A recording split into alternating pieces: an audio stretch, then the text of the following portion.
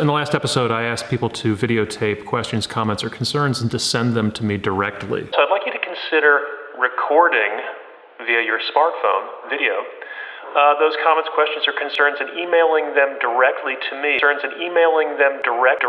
to me.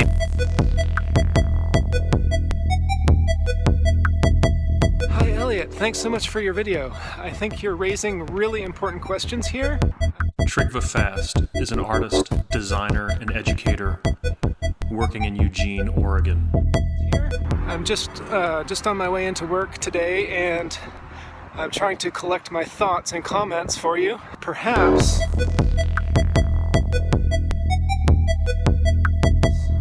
the very people who are prone to express themselves through alternative means are not particularly well suited to actually generate the discussion around their work. That is to say that maybe they're good at making the work, but not at sharing the work. You know, I gotta say that I don't even really speak like that. Everybody shouldn't be on the same page. At the moment the camera is switched on, no matter how hard, even in this moment, no matter how hard I think a human tries, no matter how good they are at it, no matter how much experience they have with performance, all of a sudden the way that you speak changes. My kids pointed out over and over that they don't recognize this version of me when they watch the videos. And Trig, I think, raises a really interesting and really interesting question.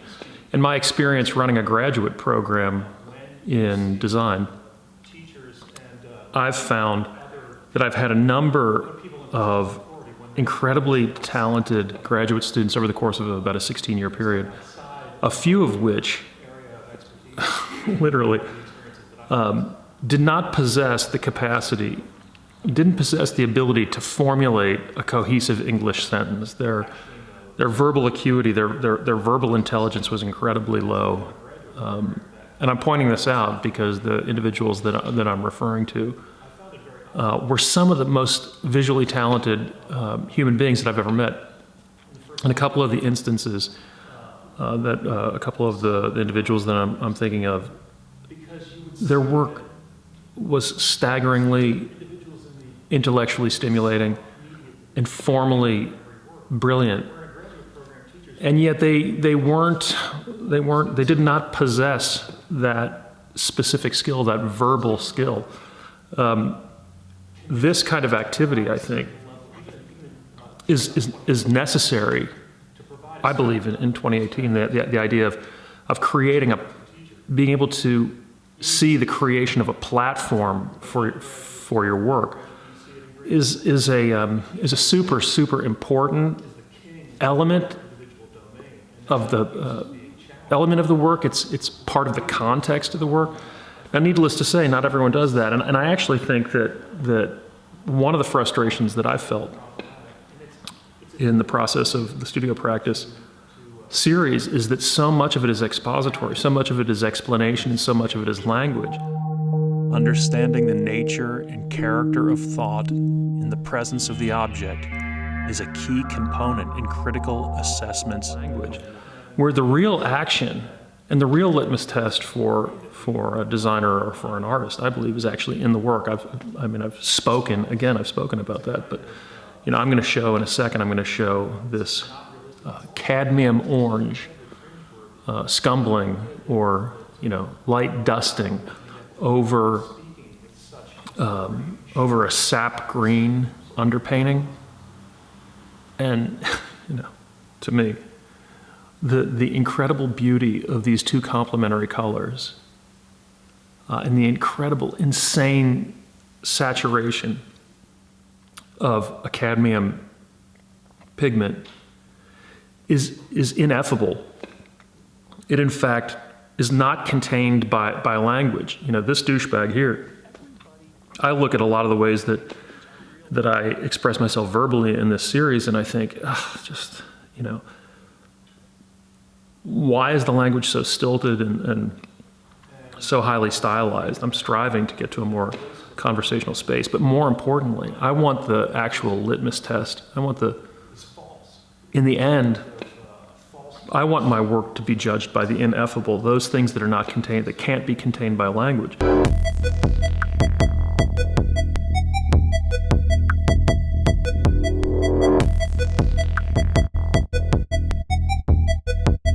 You know, again, if we look at this simple orange pigmentation scumbled over the sap green, man, there are no words that can begin to express the visual delight and the insane beauty that comes from that.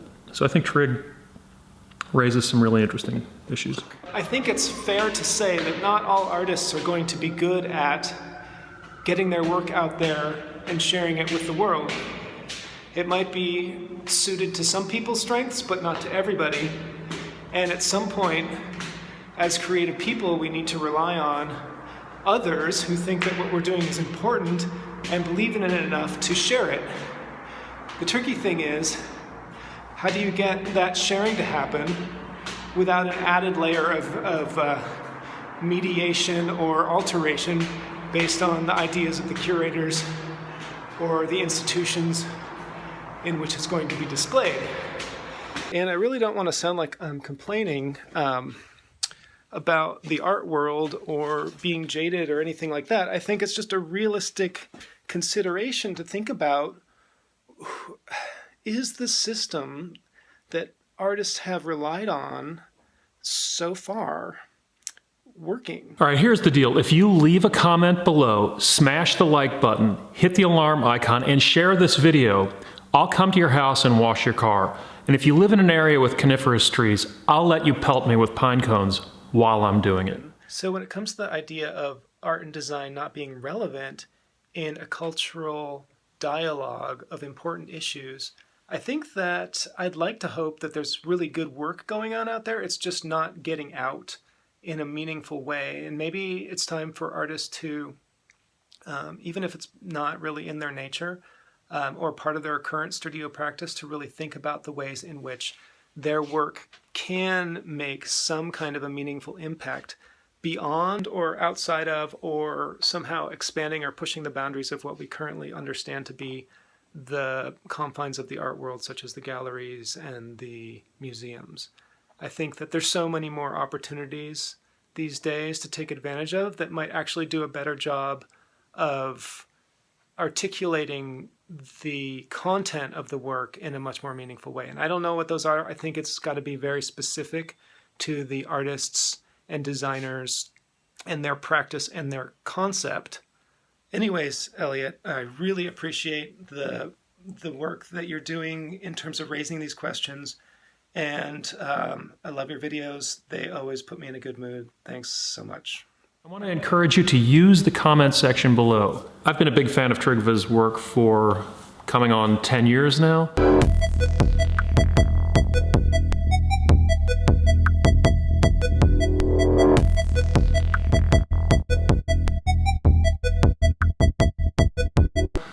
One of my best mates has one of his early paintings that's a kind of post-industrial landscape. It's a massive painting that I take great pleasure in looking at to this day. So I would highly suggest you check his work out at the URL below. One of the written comments in the YouTube section from the last episode I thought demanded further explanation and exploration. So I'm going to let the comic book artist, writer, and general raconteur, Joshua Ray Stevens, take it away. I don't understand that. You wouldn't. What are you doing? Nothing. Can you? Why are you recording this? Can you do me a favor? What's that? Just explain real quickly what your comment was on YouTube. Dude, really? Which one? I don't know. About about responsibility and stuff, about courage. Yeah. But I was thinking about what your video is specifically about, and it raised an issue for me that I think. Joshua Ray Stevens is a comic book artist whose recent collaboration with Shabazz Palaces of Diggable Planets fame is available directly through Sub Pop Records. Public issues have got me thinking about these things a lot, and one of the things that I think, especially artists, this applies more to artists than it does to the transgender stuff, is that like one of the problems that I see with demanding to be treated the same, especially as an artist, is that in a way you're undermining your own cultural value in a way. It's like one of the traditional values that artist types offer to society is their difference, and it's also been one of the things that artists pride themselves on is their difference. And so when you cultivate a persona of outsiderness, but then you demand to be inside, you're simultaneously asking for something that you're actively actually not participating in, and that you're also simultaneously undermining the position that you've staked, and there's a value to being the outsider. It's like, our culture doesn't value it, but that's the nature of the shaman or the sage or the artist. It's like those people are necessary. They need to go explore the frontiers of what is thinkable and what is possible, and bring back the information that they discover for the rest of society. And if they achieve what right now our radical liberal side is asking for, they achieve a kind of, the end logic of what the radical left is going for is to be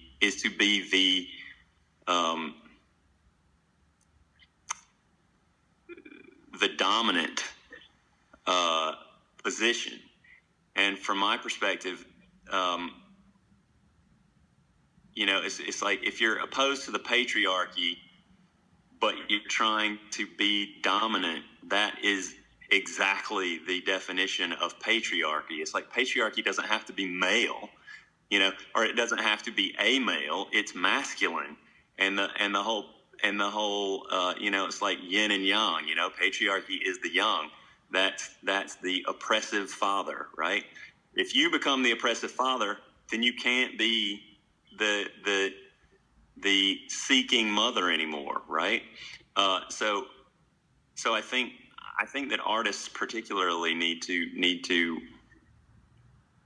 really actually think through what is going on right now and what they're asking for, and what the actual end game of that is. Because I think a lot of what especially younger artists and kind of like outlier types are asking for, I think sounds good, but I think that they're actually being used more as pawns than they realize they are in a game of power, and I think that's not the role of the artist. The role of the artist is to be the outsider, and if you demand that everybody treats you as the insider, then you just lost your cultural cachet,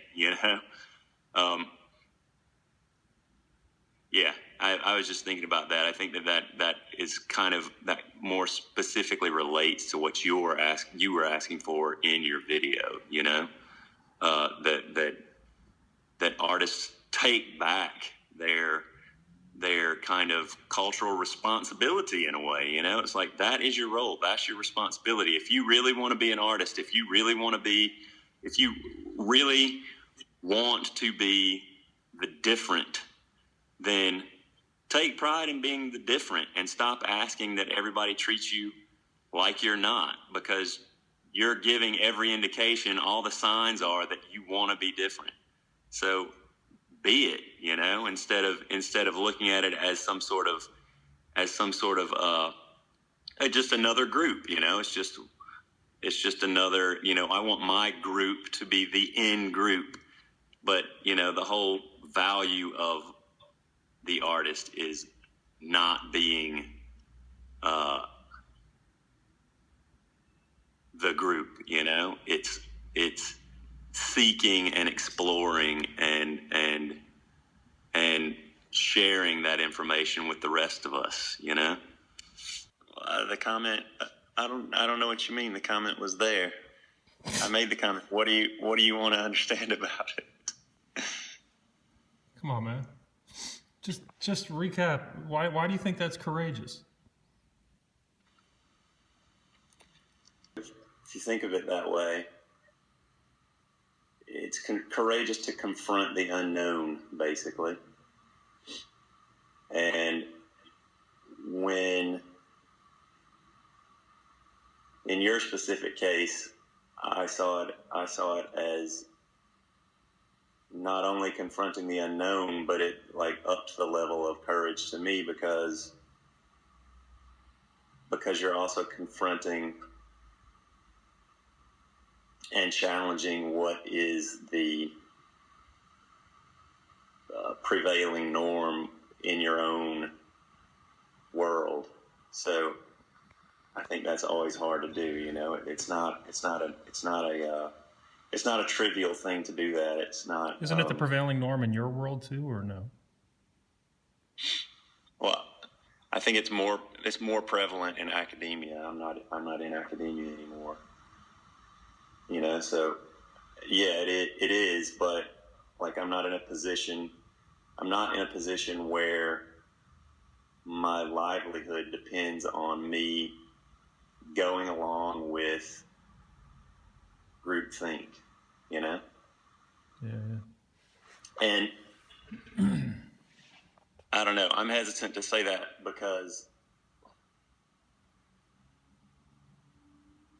it's easy to call something groupthink. You know, everybody who is opposed to a particular group calls what the other group does groupthink. But from my perspective, almost everybody in America is participating in their own form of groupthink. You know, it's just that their group, my group, is right. So what you're doing is groupthink. You know, but I think there is a homogeneity to the. What if you're advocating for not for a specific position though, but what if you're advocating for a kind of heterodoxy? You know, like an idea of, or the simple idea of space for competing opinions. I mean, is that still, to your mind, that delusion of groupthink? No, that's actually what I was, I think, kind of trying to feel my way around is exactly. I think I'm trying to avoid abstractive terminology that just lumps my enemy or my opponent into some kind of like seemingly descriptive category, you know, because it's easy to say that. To me, the way that I look at everything contextually, it's like the way you know if somebody is actually thinking for themselves is not that it's not necessarily that they're opposing something. It's that they or even articulating a certain perspective. It's that they're, I guess like when I watched your video, it was clear to me that even though you are recording it and you've kind of planned it in a way that it wasn't canned, you know, it was clear that you're trying to feel out and comprehend the issues for yourself in a public forum. And I think in a way that's what's the really courageous thing to me is you know, it's one thing to take a position that may be controversial, for instance, right? But to do it in a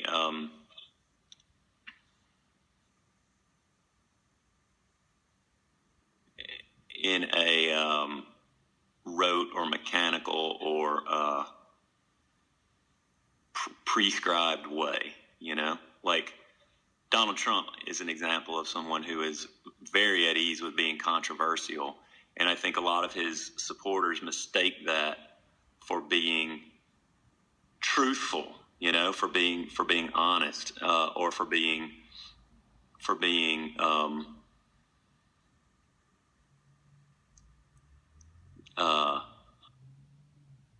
independent, you know.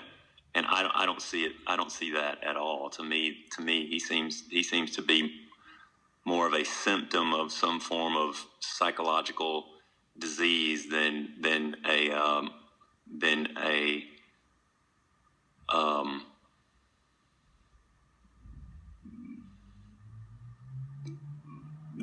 any form of cure to a greater social problem, you know.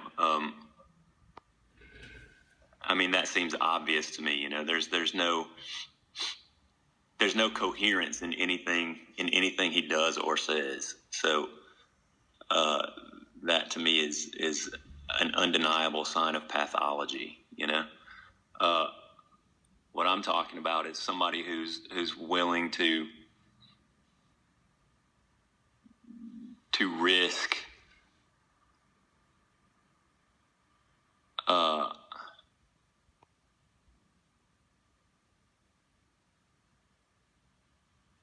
I guess, you know, to reach out in a way that risks reputation or livelihood or position or status, but it's also I think it's deeper than that. I think it's deeper than that. It's not just about your superficial standing, you know. Till next time.